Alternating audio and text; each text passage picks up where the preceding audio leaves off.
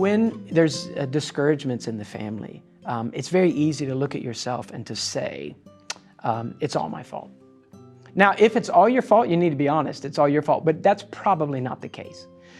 So we look at ourselves and the accuser comes along and our conscience cries out and says, well, what did you expect? I mean, look how inconsistent you've been. Now, if you let that stick, whether it's a false accusation or it's a legitimate accusation, if you don't do something with that, it's like a cut that gets infected and it just doesn't heal right. And I have seen many parents who just seem to be permanently spiritually paralyzed by grief and despair. And part of the reason is because they haven't dealt with this polluting issue of guilt. So if it's not true, you have to lay it before the Lord and say, is this really what's happened? Is it true?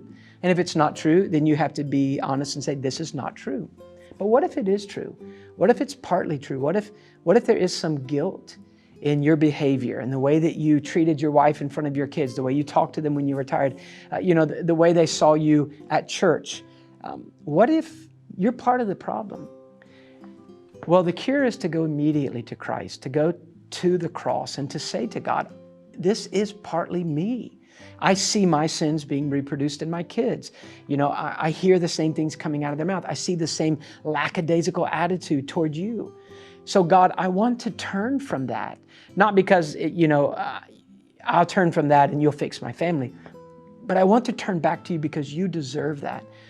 But God, I also need you to wash my conscience, to cleanse my wounded conscience from the guilt.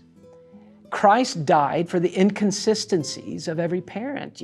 Christ died for every Christian parent's failures as much as for any other sin. So we're free to bring those to Christ.